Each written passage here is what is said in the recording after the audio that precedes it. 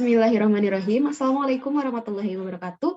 Perkenalkan, nama saya Sayyidah Nafisa dengan NPM 10100118167.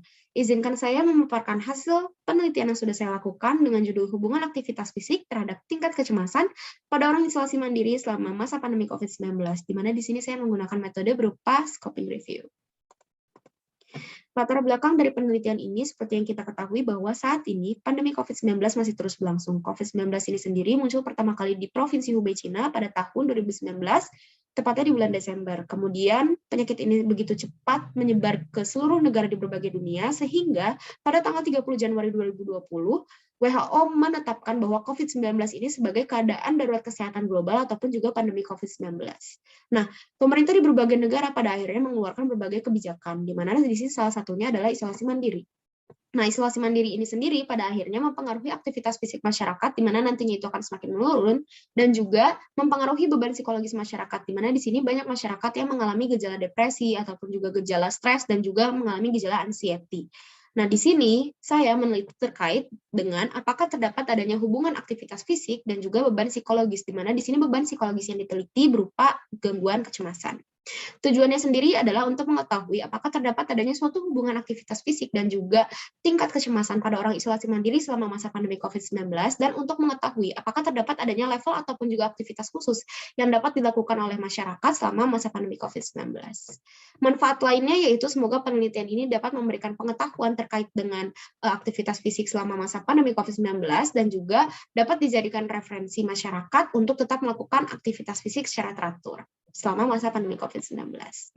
Aktivitas fisik sendiri merupakan suatu aktivitas yang berhubungan dengan kebugaran, di mana dihasilkan oleh otot-otot yang nantinya itu akan menghasilkan energi. Nah, di sini dia terbagi menjadi dua, ada berdasarkan intensitas dan juga waktu. Manfaatnya sendiri banyak, di mana di sini salah satunya dapat mengurangi risiko kecemasan. Gangguan kecemasan itu sendiri apa? Gangguan kecemasan merupakan sebuah perasaan subjektif individu, di mana di sini perasaannya itu bisa berupa kegelisahan, ketakutan, ataupun juga firasat-firasat negatif seperti itu yang nantinya itu diindikasikan terhadap kondisi kejiwaan primer. Nah, di mana di sini dia itu paling sering terjadi pada wanita dibandingkan dengan pria dengan berbagai faktor, dan salah satu gejalanya di sini ada sakit kepala, kesemutan, dan lain-lain. Klasifikasinya terbagi menjadi dua, ada berdasarkan jenis penyakitnya dan juga ada berdasarkan skalanya, di mana di sini menurut Beck Anxiety Inventories terbagi menjadi tiga, yaitu ada yang ringan, sedang, hingga berat.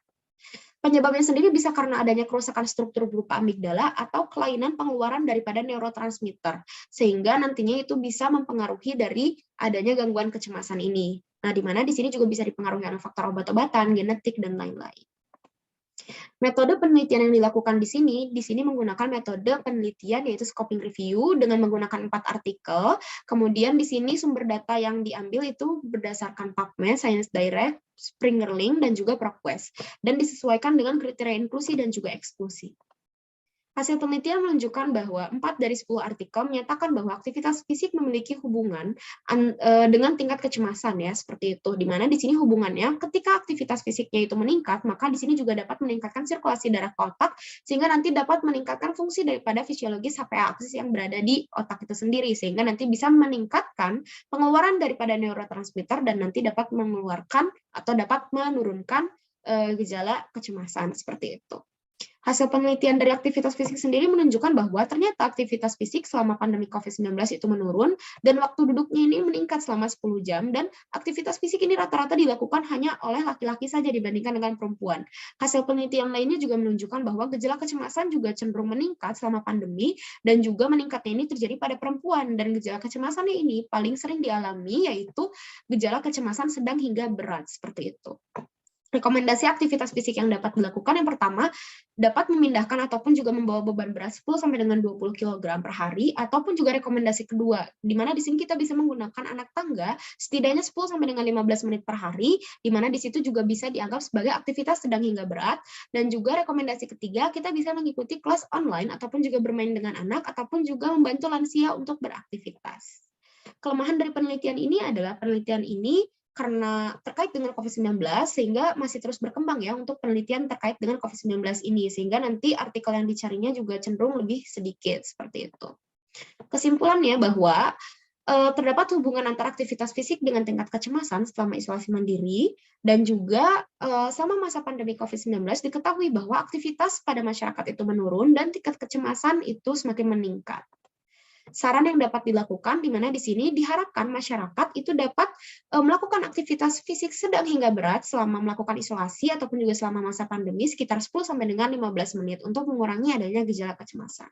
Cukup sekian yang dapat saya sampaikan. Mohon maaf apabila ada kekurangan. Wabillahi taufiq wal hidayah. Wassalamualaikum warahmatullahi wabarakatuh.